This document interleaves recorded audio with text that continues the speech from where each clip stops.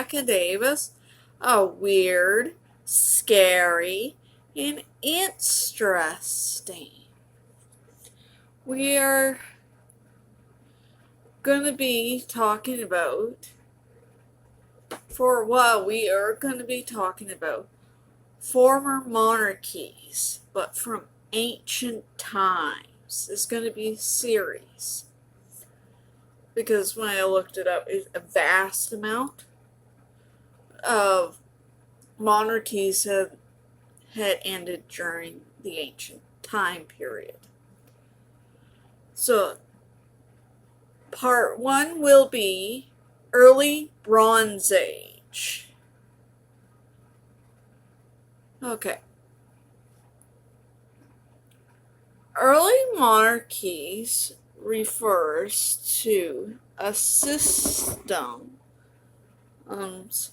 of governments historically or recently were a monarchy, like a king or a queen, or some places in the world there was emperors or empresses or shahs or Mughals,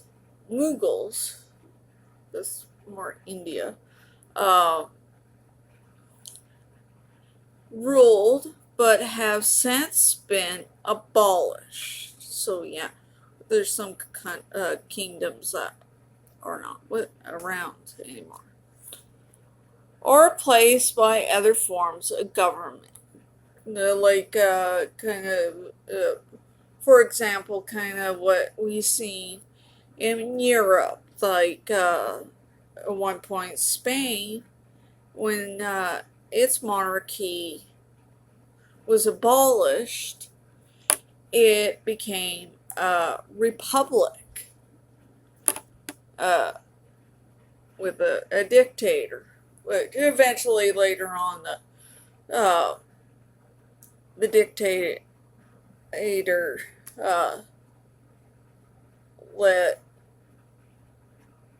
the dictatorship ended because the monarchy came back in Spain, and also like in Greece, it has a republic, went from a monarchy to a republic, and also Romania, it had a monarchy and went to a republic. And those countries will be mentioned in later series of this. In some cases, it's they just like France, they just become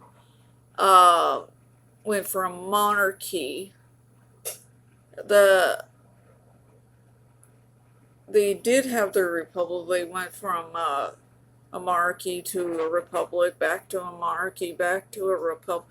It's like the monarchy hokey pokey. Put the monarchy in, you take the monarchy in, you put the monarchy in, you shake it all about. And now, as we know, France don't have a monarchy. And okay, as government as such as republics, as it does, some places are republics now. And republics are not always necessarily as a dictatorship. Some cases, like France, they are run by their own constitutional monarchy, a government, and they don't have a monarchy.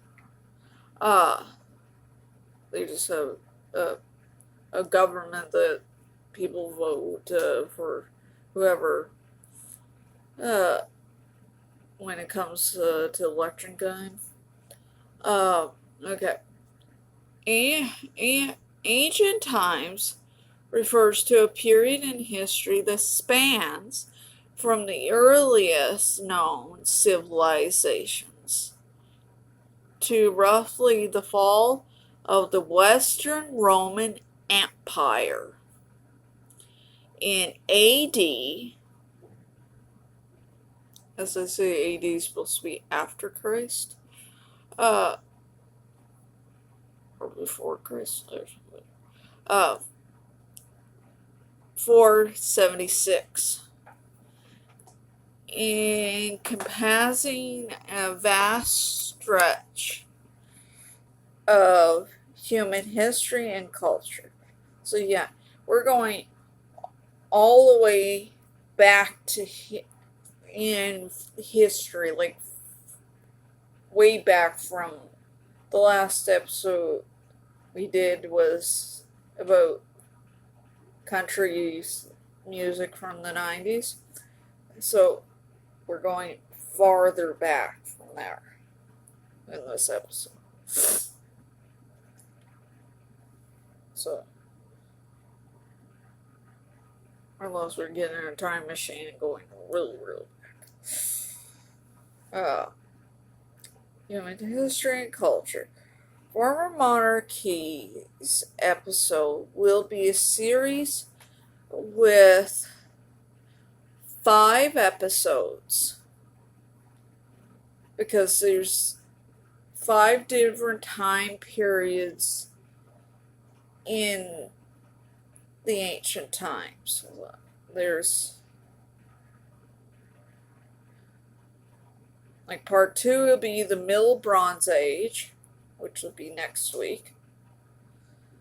And then the week after that, it'll be East Asian Bronze Age. And then the week after that, it'll be the Late Bronze Age. And then the last one would be Iron Age.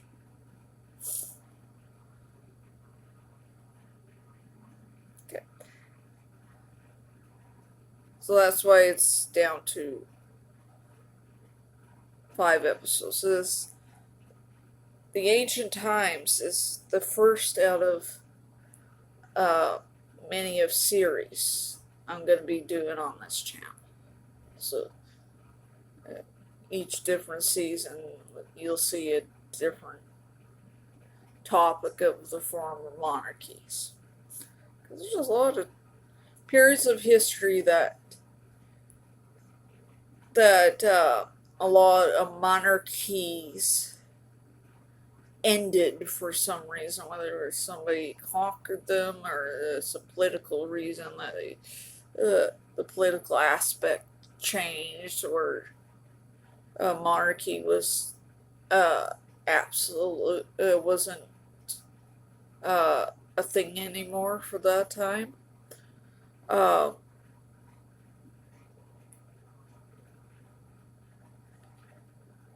So this is the first episode in this series of all about monarchies from ancient times.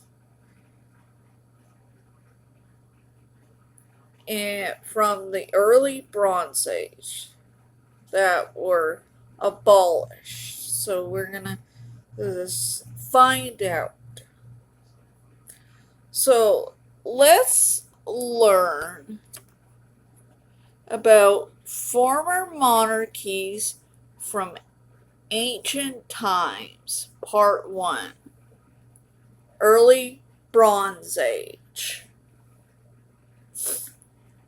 Now, I tried to replicate the Bronze Age fashion as good as I can. So, and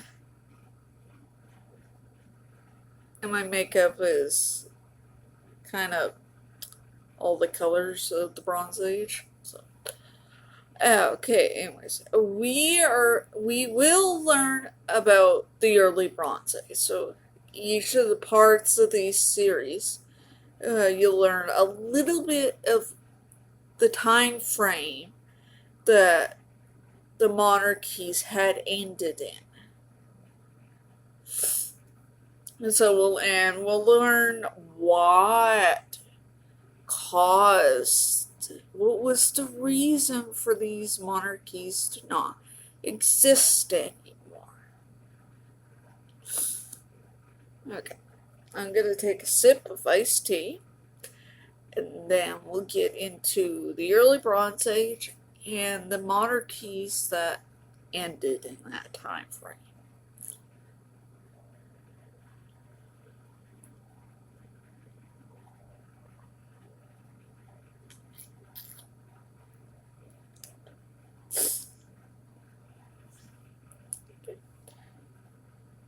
It's very cloudy today. Okay. Okay, let's get into it.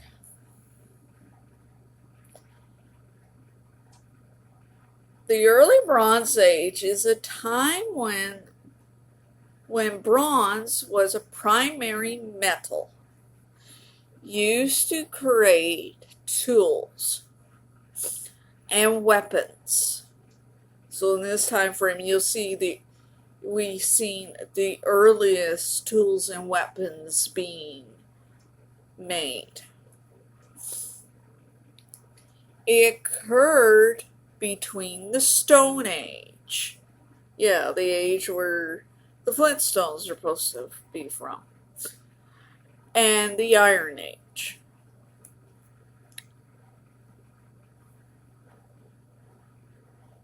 This period occurred between 3500 and 1200 BCE. So yeah, really, really far back in history. Way before I was even born. Way before these generations were born. Hell, way before many of famous people in history were born. So, way back in history. Unless if you don't do the time machine, you would type in 35 or 1200 BC. It would be a very, very different time back then. No technology, no nothing. They're just starting off.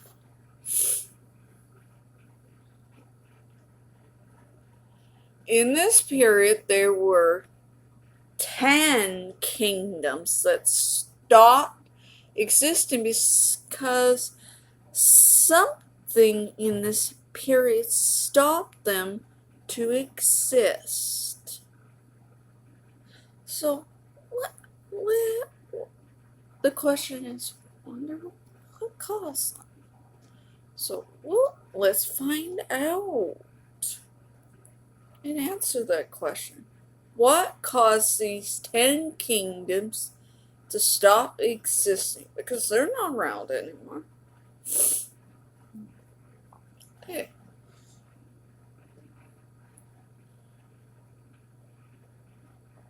I have a drink. It's a big episode today. 10. And no worries there, like always, since I figured out how to do this. They will be pictures of these former kingdoms from each times. Yeah, let's get into it. And starting at number 1 is the brace with me. Indigenous Valley. Indigenous Valley. Or I was trying to figure out how to pronounce the last night doing chores.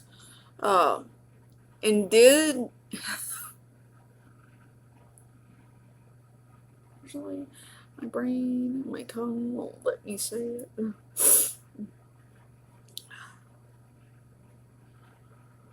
Okay, work. Indigenous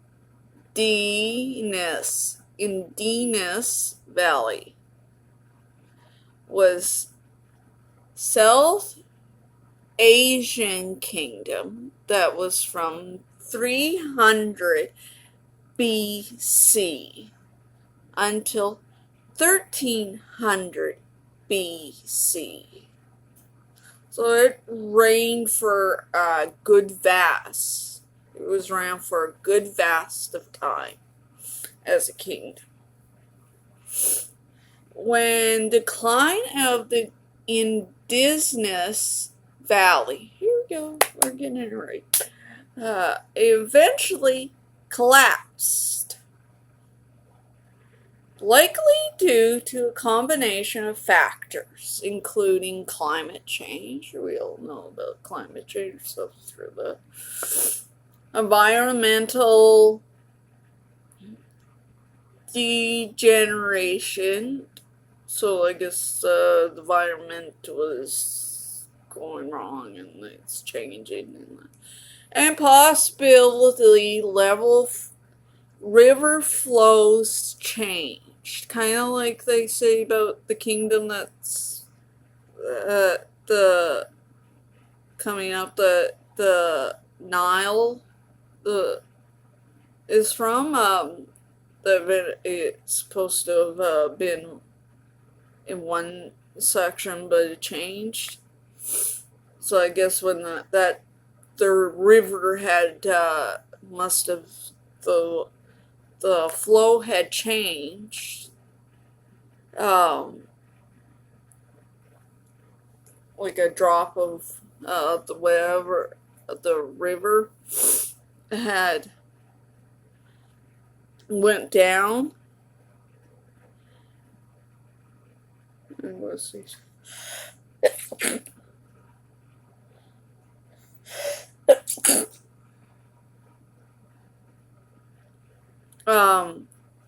It didn't help. So, leading to abandoning of cities and migration of population. So, I could see that because there's a river that flows behind my grandparents' farm, and the river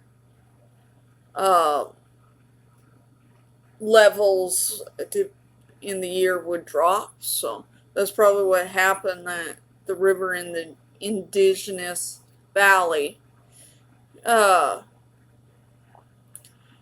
dropped where it wasn't safe to be there. Because it's not.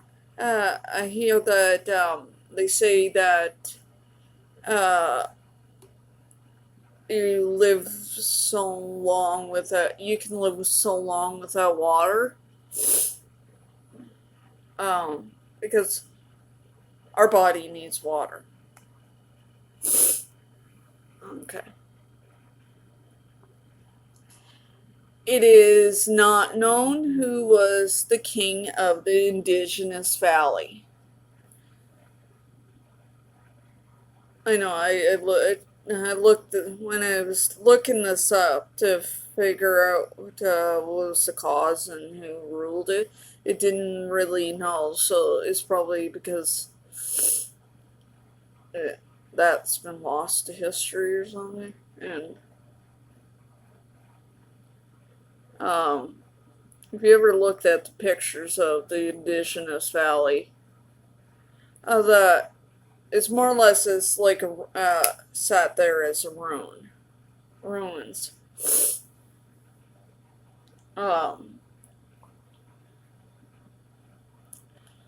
The limited knowledge of the existence of the king is due to an artifact called the Priest King, a little different, which is iconic representative of the indigenous valley civilization. It is not known exactly who he was or the role he played in society. So, maybe it's hard to say. Maybe he was also the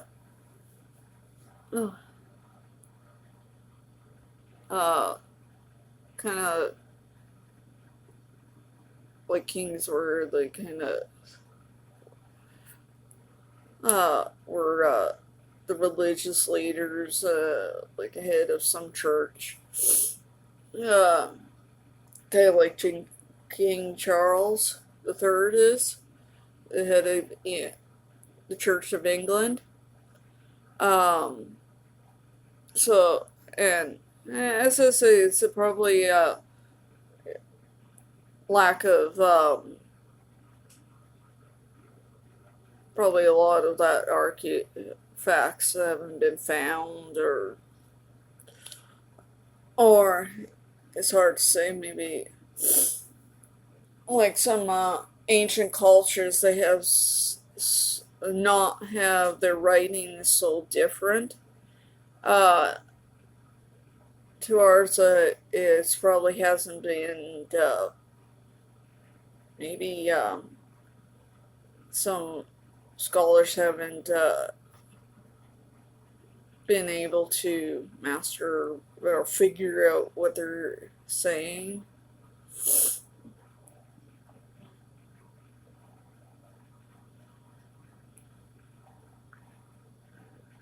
Or maybe they just took the stuff, packed the stuff up when they left. The indigenous valley people, like, okay, put everything in a box and go. Probably that's why we don't know, because it's probably been lost to history.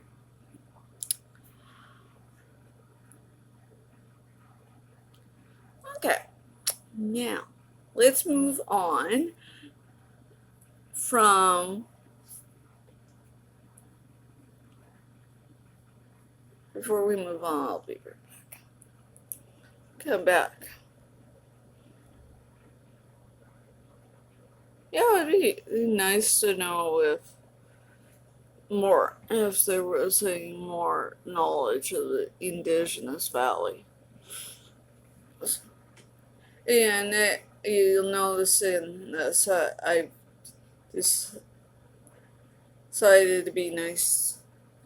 My viewers would know what part of the world these former kingdoms came from. So, okay, let's move on from the indigenous valley. Now my brain and my tongue won't let me say it. To number two, and then number two is one of my favorite ancient kingdoms, and it is ancient Egypt. You know, the kingdom that brings us all those pharaohs like Cleopatra and Tut. Okay. Ancient Egypt was a North African kingdom that was from 3150 BC until 30 BC.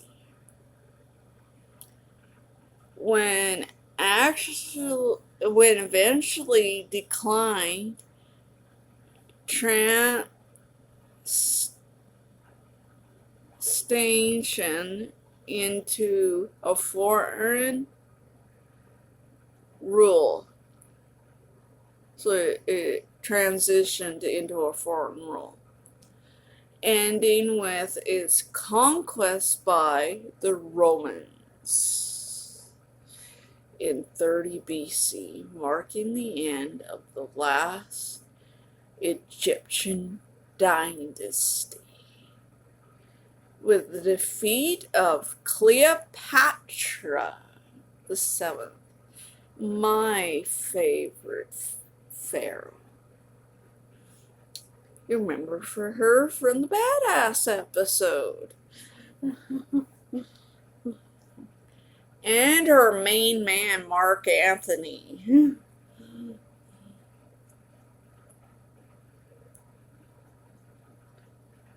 Yeah, one time she was with Julius Caesar. And Julius Caesar, we all know what happened to Julius Caesar. Got assassinated. And then she shacked up with Mark Antony. So, in ancient Egypt was ruled by pharaohs.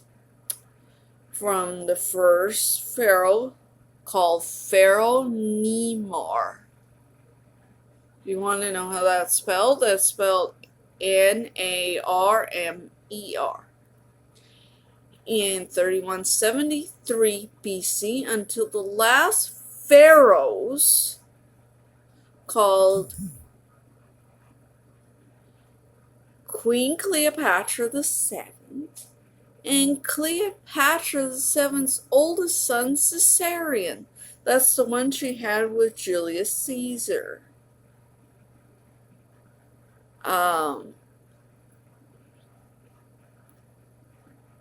In 30 BC.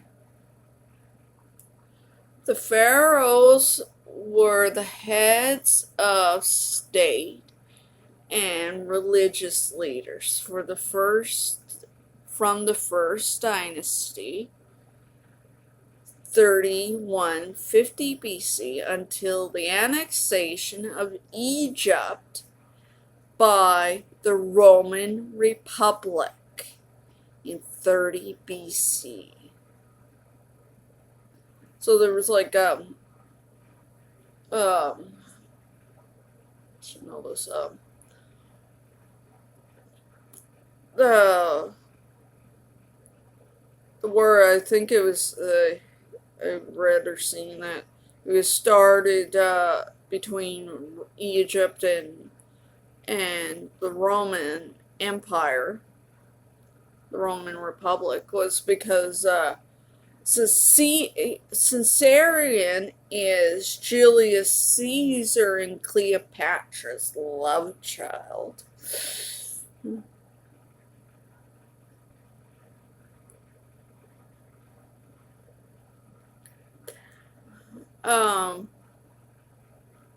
Anyways, the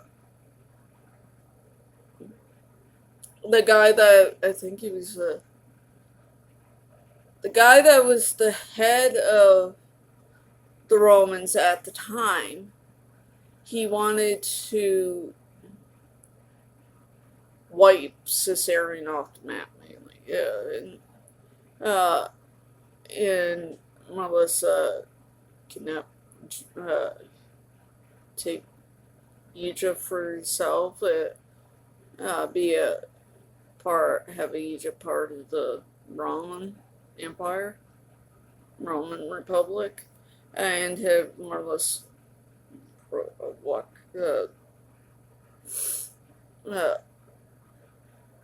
Cleo as a martyr or something. It's like really. Anyways,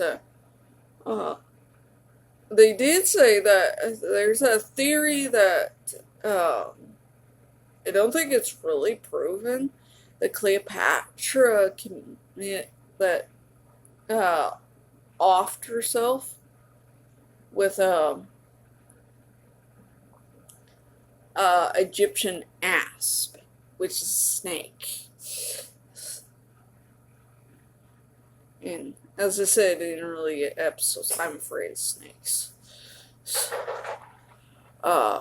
Yeah, and Egyptian asps were supposed to be really poisonous. So, but I heard that it's never been really historically documented that my favorite pharaoh had offed herself. I have to be very delicate with it to not say the other word. That's why we have to say other words.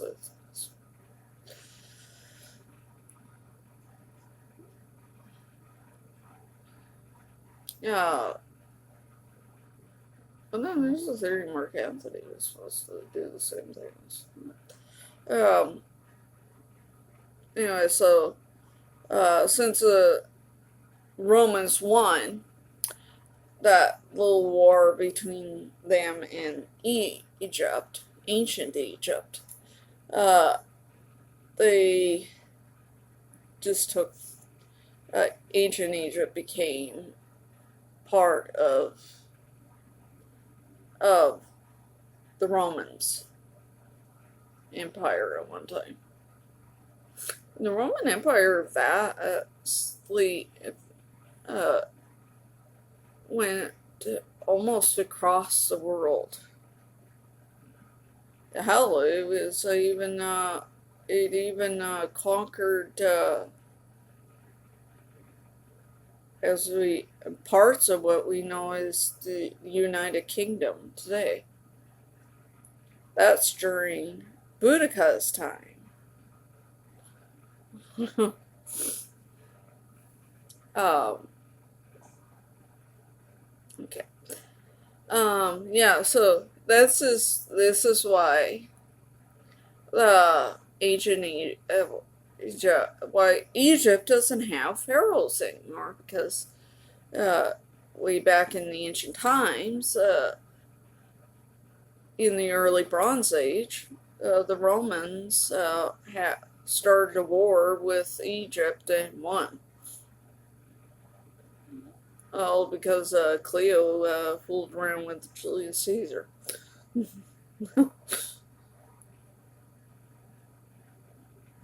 Mark Anthony and Martha Anthony and Cleo had a couple of kids.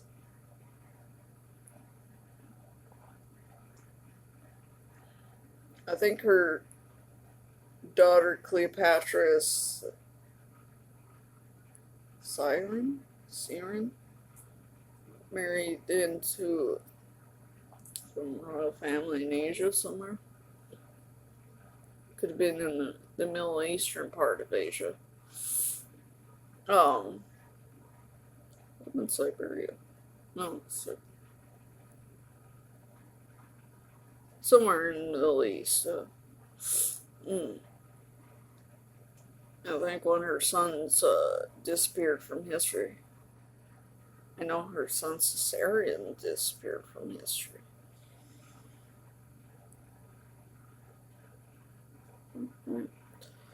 Okay, well, I'll say Caesarion and Cleopatra, close to the end of ancient Egypt, they ruled together. That's why I'm saying yeah, I might as well mention that Caesarion ruled at one time. He was ruled as. I didn't put it.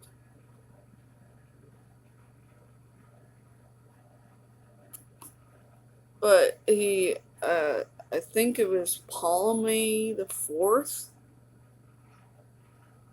Look it up.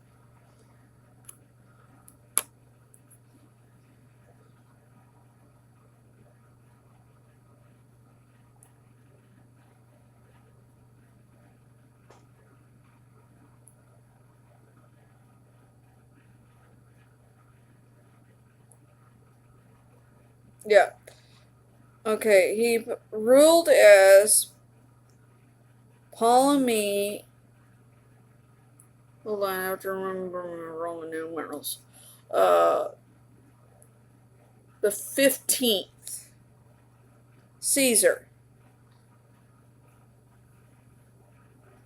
So you had the Caesar last name there.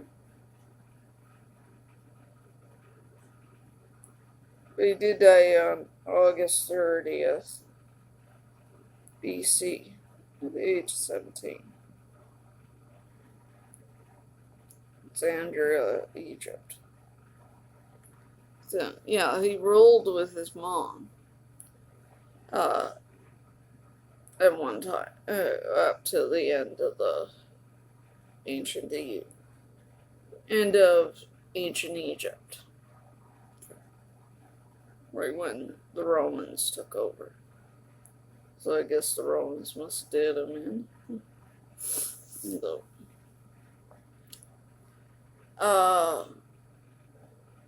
yeah.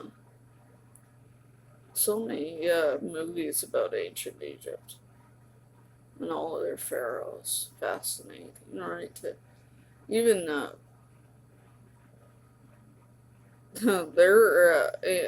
their pharaohs are overly another royal family that overly inbred, because they had a practice of marrying siblings. I think I heard one of the pharaohs married a daughter. I know Cleopatra was married to a couple of her brothers.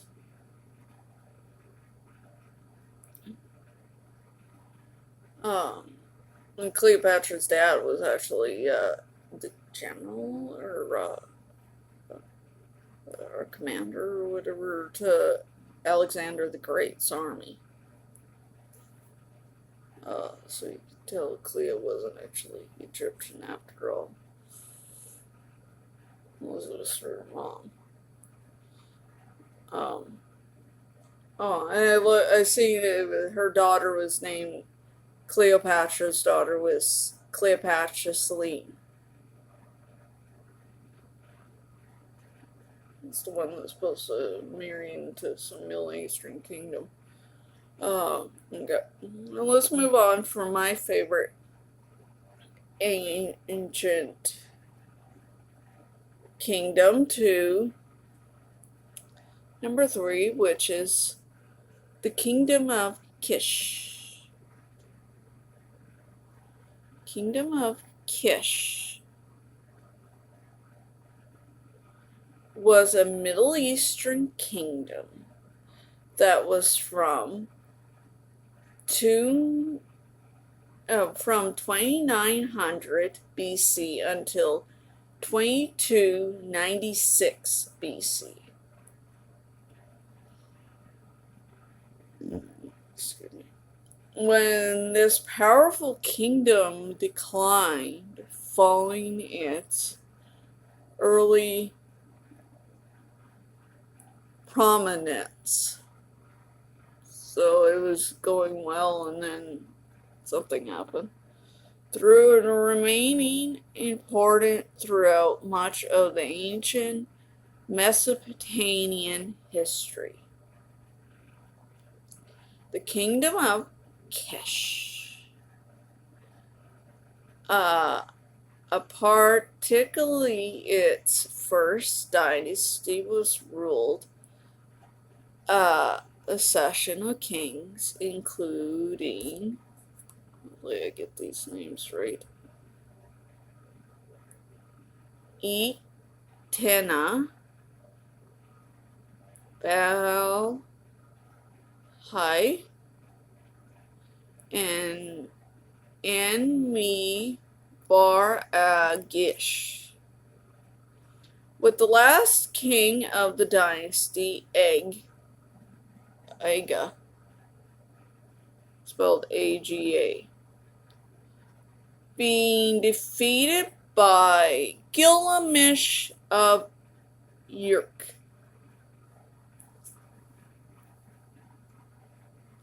So yeah, so it's another kingdom like ancient Egypt got itself conquered.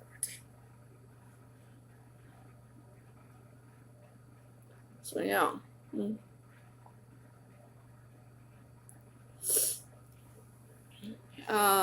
Yeah.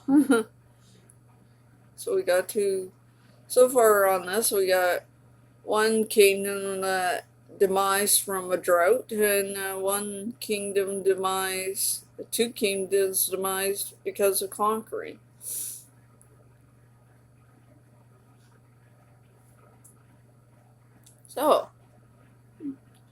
So let's move on from the Kingdom of Kish to number 4, which is Van Lang. I know Van Lang does sound like should be in South Asia, which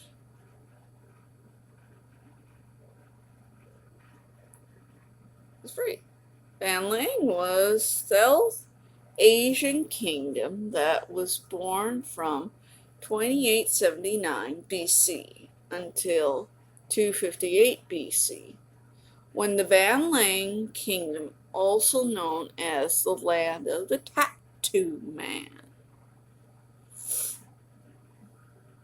was overthrown in 3rd BC by, hopefully I get the guy's name, by Yavit leader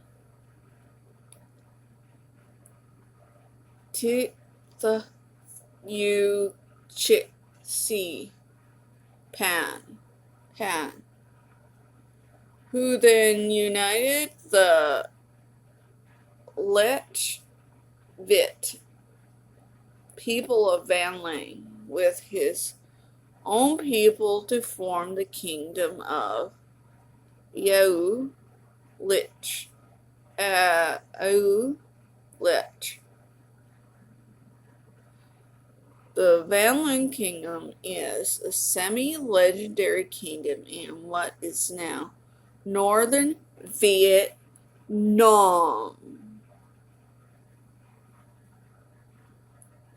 It was ruled by a series of semi-mythical kings known as the Hun Kings, also called Lich Kings, spelled L-H-C.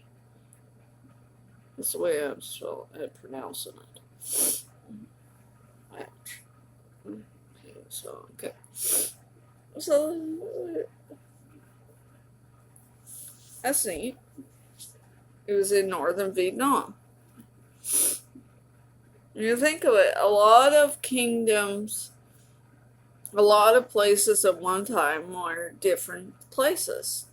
Like United Kingdom, it was made up, like say, like mainly, for example, the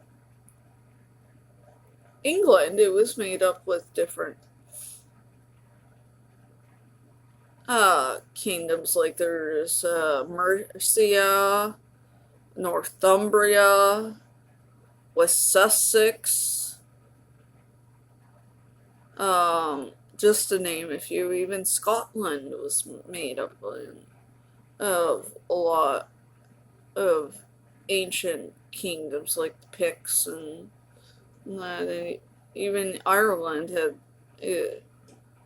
made up in different kingdoms. Even France was made up of different kingdoms at one time too. And in Spain. That's where we get Castiles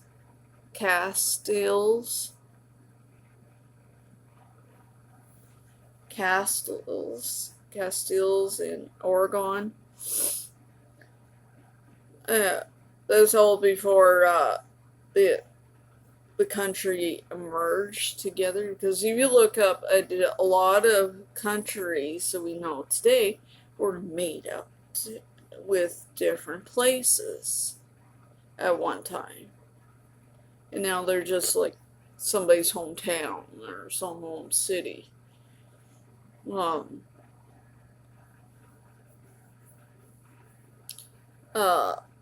This all before one monarch decided to merge it in whole.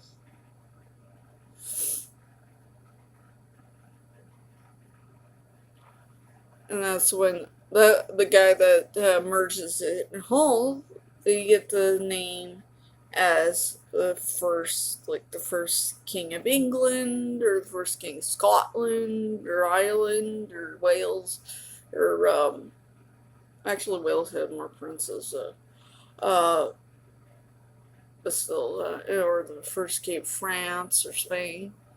So the guy that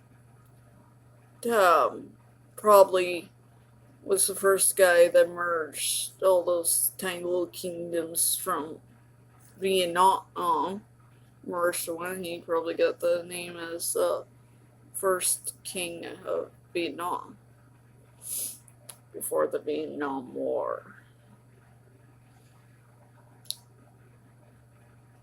Yeah.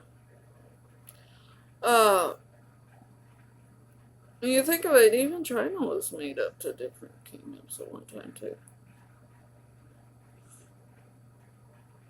So there's one emperor that just merged it all, and he got the name as the first emperor of China.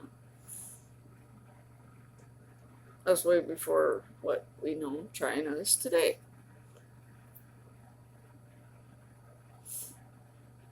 And China doesn't have a monarchy anymore, like some kingdoms do.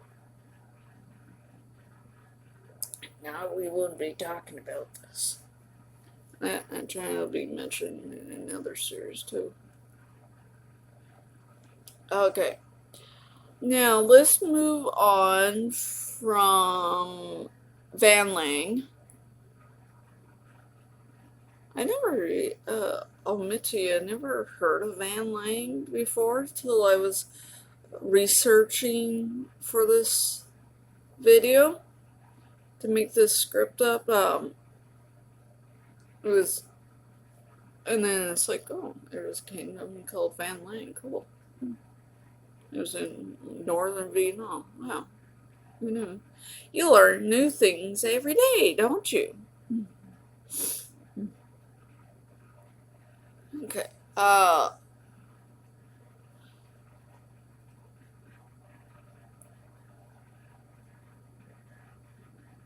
So let's move on from Van Lang and move completely out of Asia.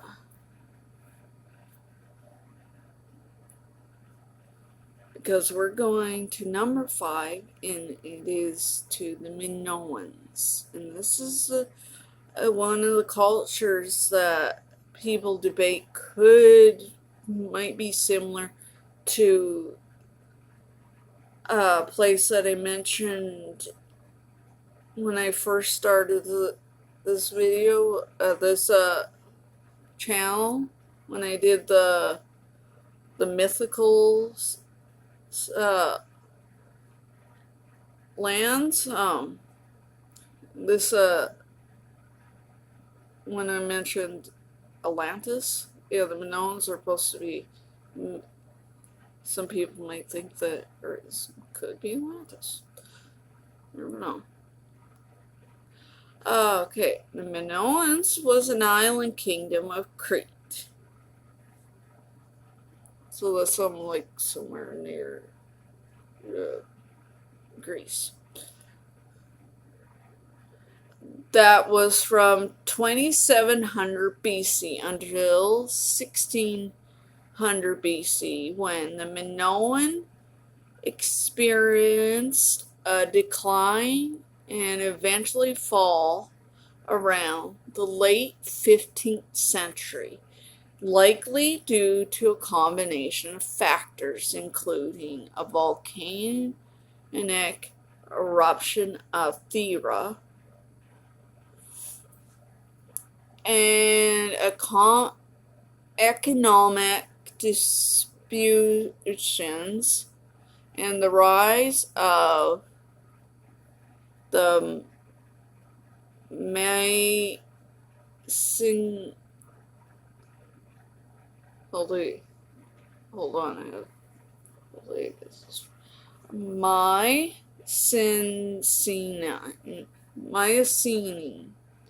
civilization, who eventually took control of Crete. So it's more or less as a mixture of, there was a volcano erupted and took it out. We all know what happened to Pompeii. And economic problems and some other civilization just came on in and took the whole kingdom over. So just like the indigenous valley, there was like a combination of things. Okay. The Minoan civilization was centered on the island of Crete and was not ruled by a single identifiable king like the legendary Minoans of Greek mythology. Instead, it appears to be governed by a complex system of powerful families or groups within significant palaces. So it's a number of people ran the place. So it's not just one dead on ruler. It was a multiple of people. Um, you think it's not probably not the only place that had that happen. That they had a group of people that just ran the place. Um, okay. Archaeology, archaeological evidence suggests the Minoans likely had multiple centers of power, with ca- ca- chaos is being prime, prime a prominent one, but not necessarily sole or primary seat of authority for the entire island. So he's just one guy, like, uh, uh, out of like many that ran the place. It's kind of like the Romans with they had their Roman Empire, their Roman emperors like Nero or Julius and or Caligula. Um, and then they have the Senate. So it wasn't only them that looked after the place; it was also the Senate, and it could get messy.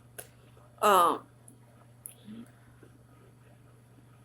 uh, so with all that, I wonder if they had like a power struggle, kind of like the Romans. Uh, but then it's not a theory that the power struggle brought their whole kingdom down. Uh, but as I say that uh, like multiple places, they claim that the Minoans is like in the top 10. That could be, yeah, possibly where Atlantis is. And then there's some guy on YouTube that claims that Atlantis is somewhere in Africa because there's the Eye of the Sierra. Actually, there is. I looked it up on Google Maps. No, actually, that looks like a transformer. Uh, we want to go look at the Eye of the Sierra. uh, There's an idea. Maybe I'll sometime. Maybe I should just relook at Atlantis again. It's a sole topic and kind of have where in the world is Atlantis. You know, kind of like the show Where in the World is Carmen San Diego. Okay. Okay, let's move on from the Minoans to before we move. I've seen pictures of the Minoans. Uh, the site where the ruins. It's so pretty their art and that. If you want to go check it, pictures out online of it. It's so pretty. If you go and see it, be respectful of the site. It's probably the archaeology site, the world, yeah, in the world in Desto uh, site, heritage site. Um, um, yeah, okay. Well, yeah, we'll move on from the Minoans to number 6, to the kingdom of Uruk. You remember the kingdom we just talked about? The when we talked about Van Lang? This is the one we're going to be talking about. No.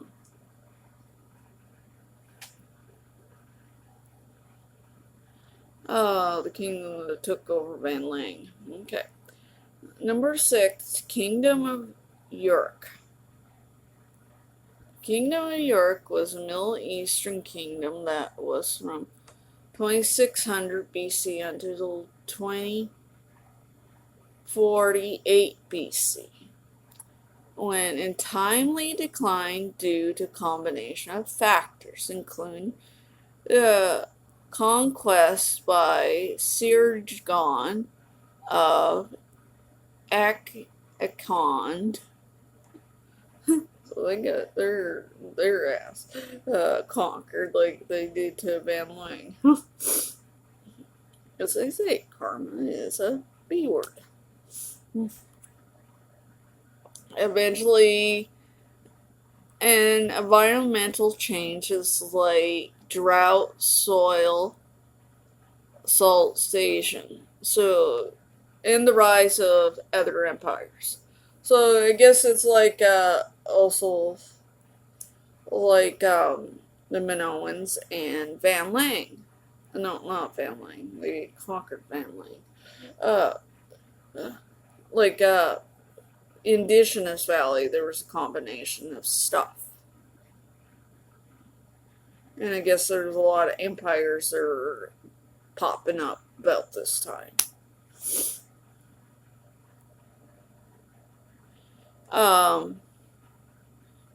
I guess the other people about that time was like thinking, it'd be nice to have our own empire. Even if it's for a while, but let's try it out. Okay. While York experienced periods of rival in a province, particularly under Neo-Sumerian rule, later under the Neo-Assyrians and Neo-Babylonians. Its status as a major political and economic center gradually dismissed, and it eventually fell into a state of abandonment. It's like, I guess the people at that time is like, okay, too much going on. Let's just get out of Dodge while we're at it. Okay, the Kingdom of York was ruled by several kings throughout its history, like a normal place. We have monarchs for history, interchanging. Depends on whether it's historic, whether it's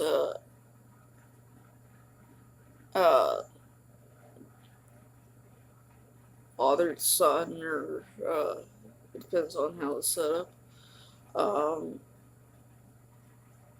Most nobly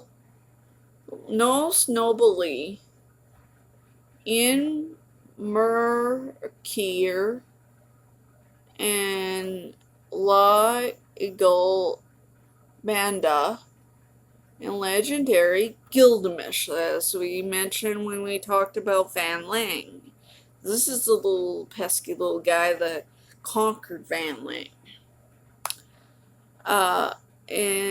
And Mark is credited with founding the city. So this is the guy that kicked the Kingdom Urk off. He was the first guy. And building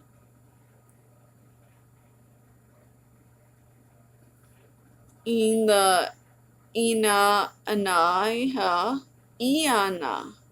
district, with Gilgamesh, a central figure in the Epic of Gilgamesh. I think I've heard of those. It is known for building the city wall. So, if you know, way back then, a lot of ancient kingdoms, they used to have walls around them. Uh, because uh, so the people that are gonna conquer their kingdom, the wall might stop them, but in some cases it doesn't really stop them. A wall, they'll scale the wall and go over, or they'll just beat the wall till the wall surrenders. Like, yeah, I'm done.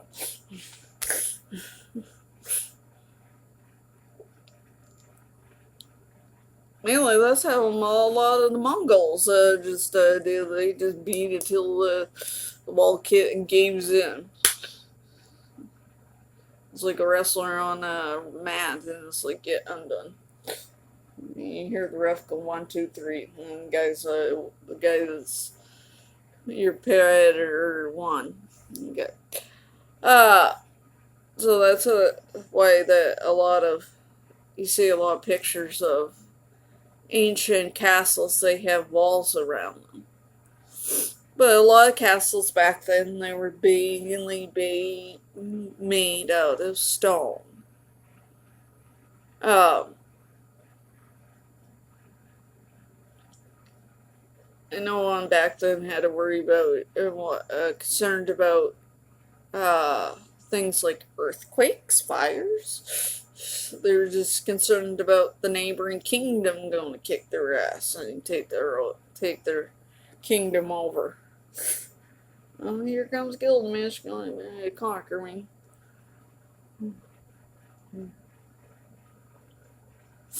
Okay.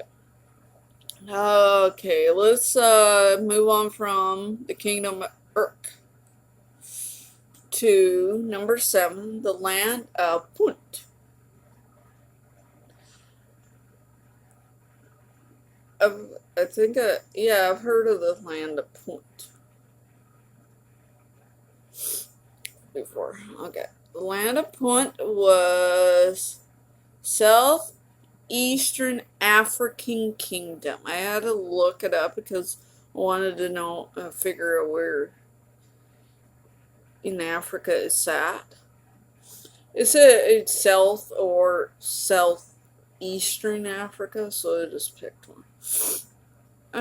Kingdom that was from 2500 BC until 980 BC.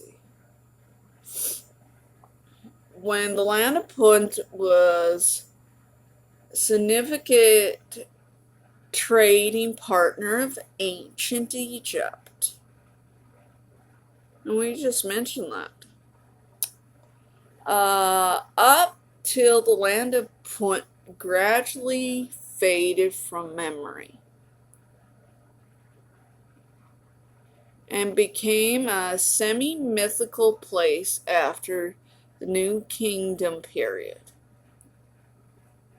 Wonder if this is around the time that, like, at one time ancient Egypt was made up too, with different little kingdoms itself. Because before Nemar found it and turned all those, made all those little kingdoms into one kingdom, uh, that he could rule over. That's probably where the New Kingdom period comes from. And probably after that is like kind of land of Punt? Who? What? Forgot. What was that now? Well, it was a real location known for its luxury goods like incest and bamboos. Uh, It was later lost in legend and folklore. I guess after the ancient natives stopped trading with them, and it's like, okay. Exact location remains debated, so no one knows. With some theories placing it in the Horn of Africa, while others pointed to locations further south, including Yemen, or even parts of the Arabian Peninsula. You know what? It could be near the Arabian Peninsula because I was looking up uh, to actually maybe narrow a place down to where it could be. Uh, that it looks more near to the Arabian Peninsula than that's why I kind of ballparked and it's like maybe southeastern Africa because it kind of looks more near the Red Sea kind of. Um,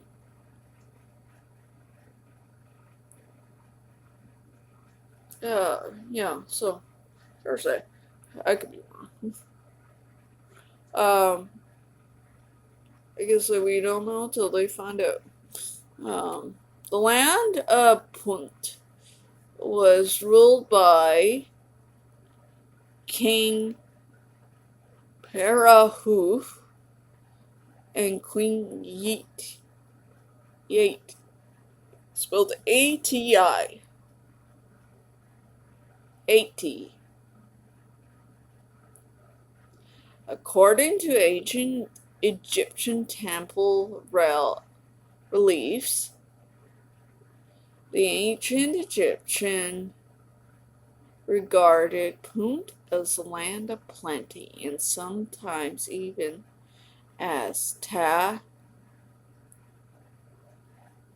Net Ajar, the land of gods.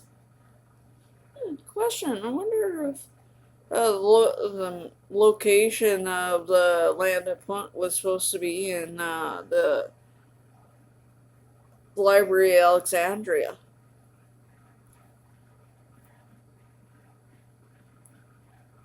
We all know what happened to that. It burnt. So the exact location of Punt is still debated, but is vital trading partner of ancient Egypt, supplying precious resources like incense, ebony, and gold. For some reason, when they stopped trading with each other, so it just disappeared on off the face of the map. That's why I was wondering maybe the location to it could have been in the Library of Alexandria. But we don't know because the Library of Alexandria is not around anymore because we know the Library of Alexandria went up in smoke.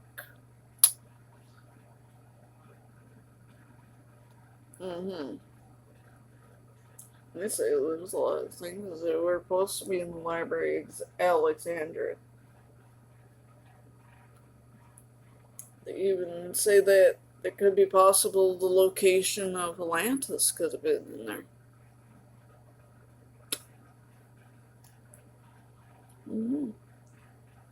Sure. Okay. Continue on while my. Okay, I'll be right back. Okay, we'll continue while my knee's in pain. Okay. We'll go on from the land of Punt to the kingdom of Ur, spelled U-R.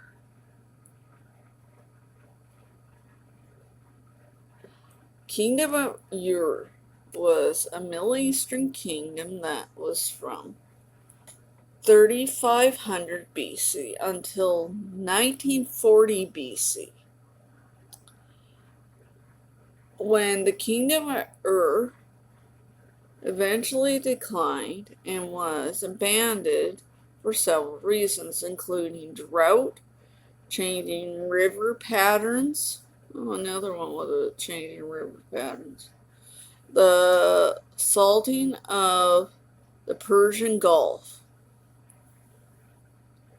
And its entirely rise to power and subsequent decline were marked by various factors, including invasions, shifting political landscapes, environmental changes. The kingdom of Ur was ruled by several dynasties throughout its history. Entirely the first dynasty throughout its history, entirely the first dynasty of Ur ruled from the mid-3rd millennium BCE. Later, the Akkadian Empire briefly controlled Ur before the 3rd dynasty of Ur, also known as Ur III.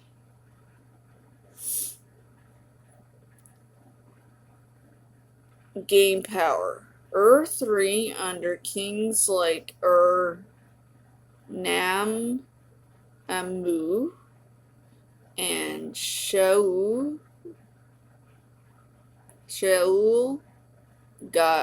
Gi,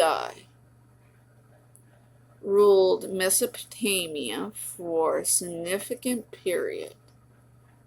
Following Ur III, Ur was ruled by various dynasties and empires, including Elamites and the first dynasty of Babylonia.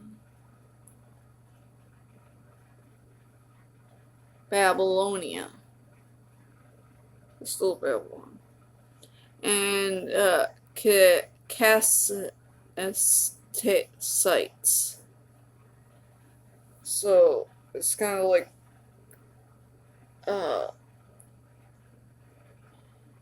first one we were talking about, the indigenous valley, that there's multiple reasons that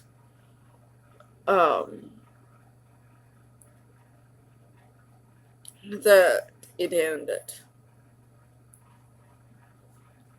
And a reason it really ends when it gets conquered, because it's now owned by somebody else's kingdom. So, yeah. Well, the sun's coming up.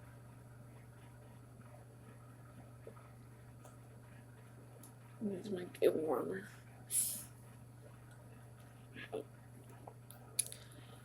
Let's move on from Kingdom Ur to the kingdom to number 9, and that's the kingdom of Lagash.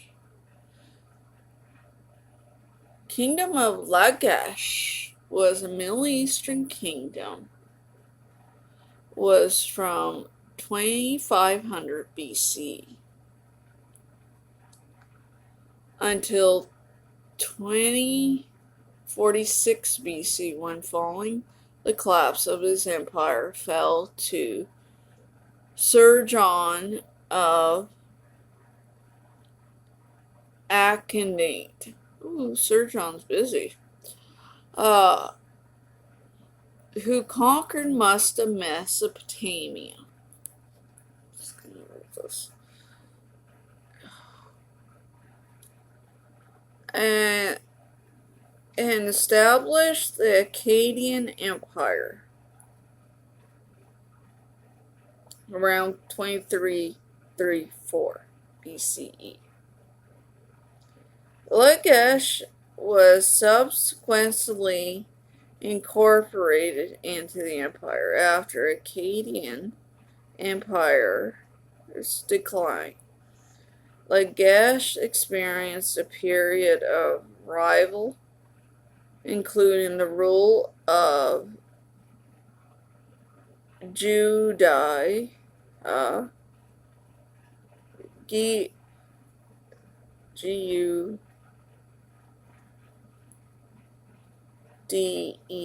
Judea, a prominent figure who oversaw a golden age of the city. The kingdom of Lagash was ruled by the dynasty of kings, with noble rulers like Nashi and Anatum,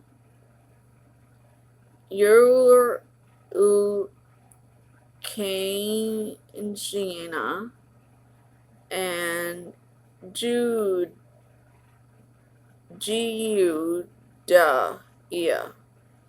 They refer to themselves as legal and king. So there, yeah.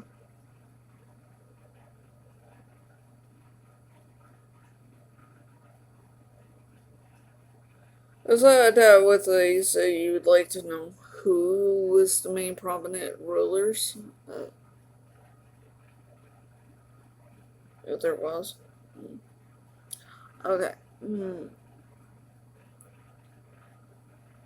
Because you think about it, the world has changed so much. There's so many different countries that have come and gone over the years. Okay. And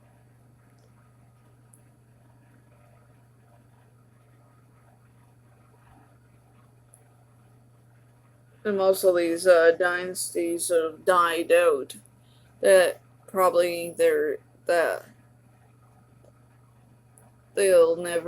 these kingdoms will never rise again, because a lot of these kingdoms today are different countries today. You know, there are some of the countries, ancient kingdoms are still around today, like Israel and China and Egypt. No. Let's move on from Kingdom of Lagash to our last early Bronze Age kingdom, and that is in number 10, in the Kingdom of Kerma. Kingdom of Kerma was a northern African kingdom, was from 2500 BC until 1500 BC, when the Kingdom of Kerma, a prominent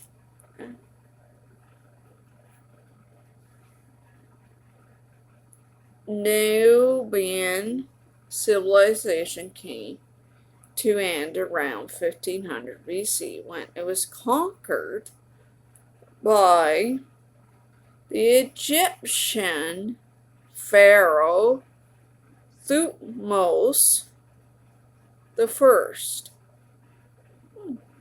and absorbed it into the Egyptian Empire. So,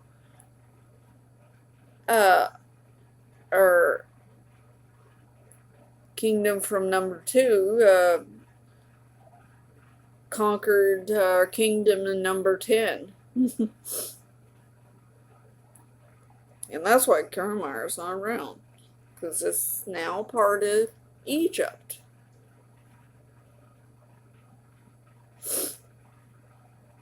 This marks the end of Kermar's independent rule through the region, remaining under Egyptian rule for centuries.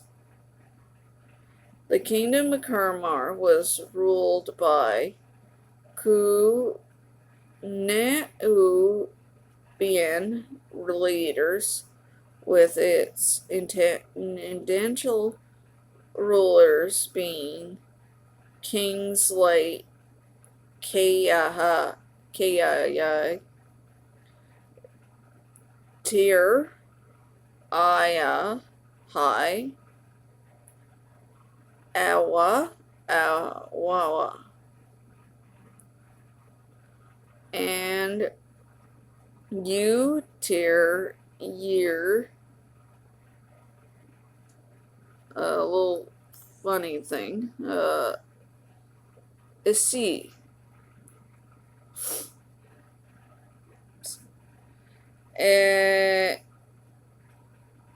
As well as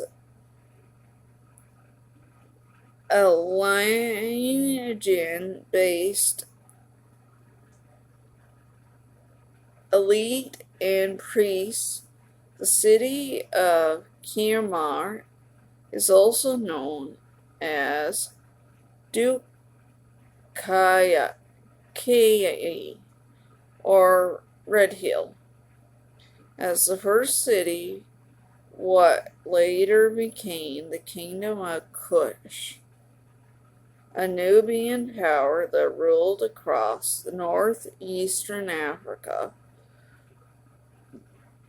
for 1,300 years. So, yeah.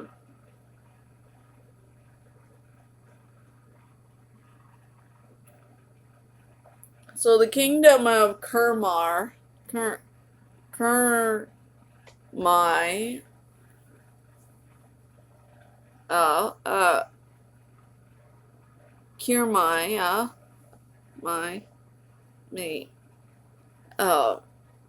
was one of those kingdoms that when you get conquered, your kingdom gets swallowed up and being part of somebody else's kingdom. You'd be like, let's see, for example,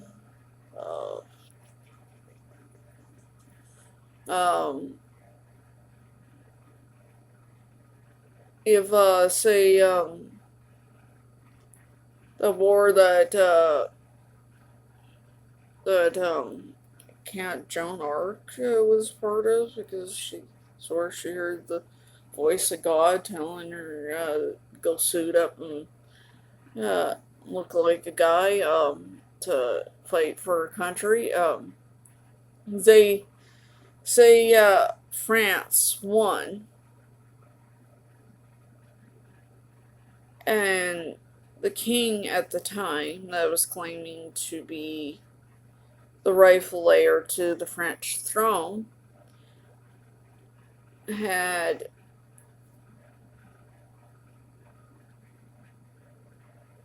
lost. Maybe the UK would have been, England could have been part of France, but then we all know what happened there with France. They doesn't have a kingdom anymore, so England would have probably, if it stayed, it probably lost their king too. But then again, if it was the other way around, the English king at the time won that war that Joan of Arc was part of. I think it was 100 Years' War. Anyways, if the English king won, that was the king at the time. I think it was Edward III. uh, England won, France would have been probably part of England.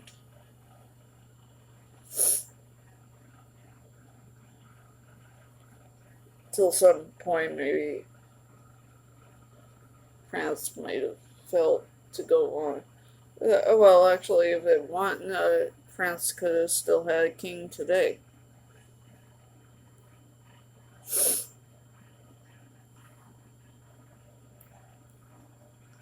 So, just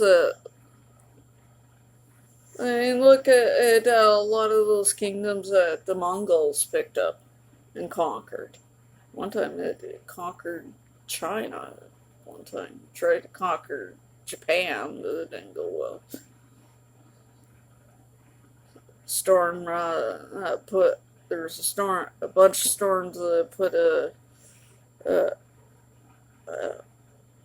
into their plans of picking up Japan. I think Japan conquered a lot of South Asian countries itself during the Second World War. So there. Now we know the reason why these early Bronze Age kingdoms ended. Now think of it. A lot of these kingdoms in this series started during the Stone Age and ended during ancient times in different periods. Like these 10 ended in the early Bronze Age. And so next week we'll learn about the Middle Bronze Age kingdoms in part 2, which ones disappeared there out of that time period, and learn a little bit about the Middle Bronze Age king era. So for now, you know the drill. If you found this interesting and maybe a little weird that they don't exist anymore, it depends on what side you are. If you're a monarchist or not for monarchy, or you're just plain old into history. You just find this type of topics interesting, then you know the drill. Like and subscribe and comment. And don't forget to ring the bell. So till next week, when we talk about the Middle Bronze Age, I will say goodbye. Goodbye.